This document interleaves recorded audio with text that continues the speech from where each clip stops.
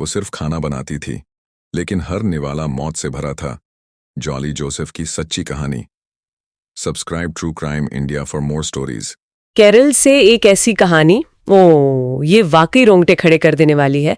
Jolly Joseph नाम की एक महिला, बाहर से देखो तो बिल्कुल आम, पढ़ी लिखी और हाँ, काफी धार्मिक महिला लगती थी। देखने में तो बिल्कुल साधारण। लेकिन जो सच सामने आया, उस पर आरोप है कि उसने अपने ही परिवार के 6 लोगों को साइनाइड देकर मार डाला, और वो भी धीरे धीरे, सालों के दौरान। वाकई, मतलब एक सामान्य दिखने वाले इंसान के पीछे ऐसी कहानी छिपी हो सकती है, ये सोचना भी थोड़ा मुश्किल लगता है। तो आज हम इसी केस के शुरुआती तथ्यों को थोड़ा खंगाल रहे हैं। ये जानकारी एक ट्रू क्राइम सोर्स से ली है हमने। कोशिश करेंगे समझने की कि ये सब हुआ कैसे। हाँ, मतलब वो घटनाओं का क्रम क्या था। बिल्कुल, कैसे एक के बाद एक मौतें होती रहीं, और कमाल है कि इतने लंबे समय तक किसी को शक क्यों नहीं हुआ। सही है, ये सबसे बड़ा सवाल है। तो देखिए, बात शुरू होती है साल 2002 से। जॉली की शादी हुई रॉय थॉमस से, और वो कोदाथाई में अपने ससुराल आकर रहने लगी। अच्छा। वहां उसने अपनी एक पहचान बनाई, सबको बताया कि वो NIT कैलिकट में प्रोफेसर है, और साथ ही वो बहुत पूजा पाठ करने वाली महिला के तौर पर भी जानी जाती थी। हाँ, प्रोफेसर और धार्मिक। हाँ, पर ये पूरी पहचान ही झूठी निकली। और देखिए, ये कितना दिलचस्प है, मतलब कैसे एक पूरी तरह से गढ़ी हुई पहचान, एक इज्जतदार प्रोफेसर होना, एक धार्मिक व्यक्ति होना, इसका इस्तेमाल किया गया। हाँ, ये सिर्फ झूठ नहीं था, शायद ये एक तरह की सोची समझी रणनीति लगती है, विश्वास जीतने की और किसी भी तरह के शक को पहले ही खत्म कर देने की। बिल्कुल सही। ऐसी छवि पर कौन शक करेगा भला। हाँ। और फिर शुरू हुआ मौतों का वो भयानक सिलसिला। 2002 में ही, शादी वाले साल ही, पति रॉय थॉमस की मौत हो गई। ओह। इसे कहा गया कि ये आत्महत्या है, पर असल वजह बाद में पता चला, साइनाइड जहर। तो यहीं से वो पैटर्न शुरू होता है, पहली मौत और उसे आत्महत्या मान लिया गया। जी। फिर कुछ साल शांति रही।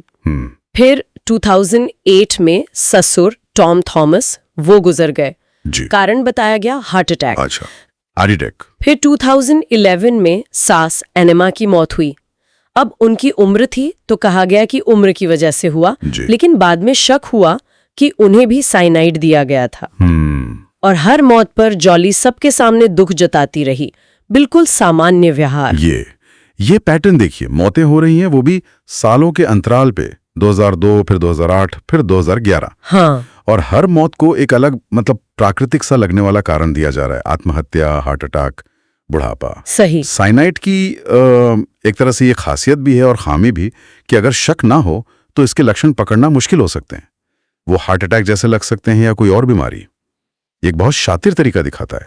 कहानी यहाँ और भी उलझ जाती है। 2016 में जॉली ने दूसरी शादी की। दूसरी शादी किससे? अपने देवर शाजू सकारिया से। शाजू की पहली पत्नी सिली और उनकी 2 साल की बेटी एल्फिन, इन दोनों की मौत भी पहले ही हो चुकी थी, वो भी बड़े संदिग्ध हालात में। अरे बाप रे, मतलब देवर की पत्नी और बेटी की भी मौत हो चुकी थी। हाँ, कहा गया कि सिली को जो प्रसाद दिया गया था उसमें जहर मिला था, और वो नन्ही सी एल्फिन, वो भी साइनाइड का शिकार बनी थी। तो अब देखिए, एक ही परिवार में इतनी सारी मौतें, वो भी अप्राकृतिक लगने वाली, और फिर उसी परिवार के सदस्य से शादी कर लेना। हाँ, ये बहुत अजीब था। ये घटनाक्रम तो अपने आप में, मतलब संदेह पैदा करने के लिए काफी है। हैरानी इस बात की कि इतने सालों तक, लगभग 17 साल का वक्त गुजरा। 17 साल? हाँ, 17 साल। किसी ने इन बिखरी हुई कड़ियों को जोड़ने की कोशिश क्यों नहीं की? क्या वो सामाजिक दबाव था या रिश्तों का लिहाज था कि सच सामने नहीं आ पाया? आखिरकार 2019 में किसी को शक हुआ। वो थी सास एनम्मा के भाई। अच्छा, उनके भाई को? हाँ, उन्हें लगा कि ये सब सिर्फ संयोग नहीं हो सकता, कुछ तो गड़बड़ है। उन्होंने पुलिस में शिकायत दर्ज कराई, और तब जाकर पुलिस ने पुरानी कब्रों को खोदने का फैसला किया। और यहीं पर फॉरेंसिक साइंस का रोल बहुत अहम हो गया। बिल्कुल। जब कब्रों से मिले अवशेषों की जांच हुई और उनमें साइनाइड की मौजूदगी की पुष्टि हुई, तो सारी अलग अलग मौतें अचानक एक ही कहानी का हिस्सा बन गई। हाँ, सब जुड़ गया, और शक की सुई सीधी जॉली जोसेफ की तरफ घूम गई। ये केस यही दिखाता है कि सच को कितना भी दबाने की कोशिश करो, फोरेंसिक सबूत, वैज्ञानिक जांच, वो उसे सामने ला ही सकते हैं, भले इसमें सालों क्यों न लग जाएं। तो कहानी अब यहाँ तक पहुँचती है कि एक महिला पर लगभग 17 साल के लंबे अरसे में अपने ही परिवार के 6 सदस्यों की साइनाइड से हत्या करने का आरोप है। फिर रिपोर्ट्स आई, फॉरेंसिक रिपोर्ट्स, हाँ। और उन रिपोर्ट्स ने तो जैसे सब कुछ साफ कर दिया। हर शव के अवशेषों में जहर मिला, साइनाइड। हाँ, साइनाइड। हाँ। और यहीं से पूरा फोकस एक व्यक्ति पर आ गया, जॉली जोसेफ, परिवार की बहू। तो फिर पूछताछ शुरू हुई होगी उससे। बिल्कुल। और शुरू में जैसा कि अक्सर होता है, जॉली एकदम शांत थी, इनकार, साफ इनकार, हर आरोप से। लेकिन पुलिस के पास सबूत थे, वो एक के बाद एक सामने रखती गईं। जैसे वो कॉल रिकॉर्ड्स जो उसे साइनाइड सप्लायर से जोड़ रहे थे। फिर फोरेंसिक रिपोर्ट्स आईं जिन्होंने जहर की पुष्टि की, और वो कब्र से मिले अवशेष, उनका विश्लेषण। और इन सब के दबाव में वो आखिरकार टूट गई। उसका संयम जवाब दे गया और फिर उसने कबूल किया। हाँ, दस्तावेजों में जो इकबालिया बयान दर्ज है उसके मुताबिक उसने कहा, हाँ मैंने मारा, सबको मारा। रोंगटे खड़े हो जाते हैं सुन के। और ये जहर, साइनाइड, ये कहाँ से मिला उसे? उसने बताया कि उसे ये एक परिचित से मिला था, कोई सोने की दुकान पर काम करने वाला। लेकिन सवाल वही है, क्यों? आखिर क्यों किया उसने ये सब? हाँ, ये सबसे बड़ा सवाल है। मकसद क्या था? तो देखिए, दस्तावेज कई चीजों की तरफ इशारा करते हैं। पैसा, संपत्ति, अच्छा, और कुछ रिश्ते जिनसे वो शायद नफरत करती थी या जिन्हें रास्ते से हटाना चाहती थी। और वो जो बात सामने आई कि वो खुद को NIT कालीकट में प्रोफेसर बताती थी। हाँ, वो तो एक पूरा अलग ही फरेब था। सालों तक उसने झूठी पहचान बनाए रखी, सबको यकीन दिलाया कि वो प्रोफेसर है, जबकि असल में ऐसा कुछ था ही नहीं। कोई डिग्री नहीं, कोई नौकरी नहीं, कुछ नहीं, सरासर झूठ। तो ये सब, ये हत्याएं, ये झूठ, ये सब आपस में जुड़ा हुआ था। बिल्कुल।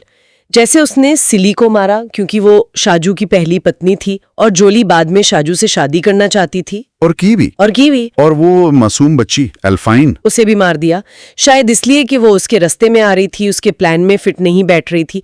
मतलब बेहद ठंडे दिमाग से की गई प्लानिंग लगती है ये सब। हाँ, ऐसा ही लगता है।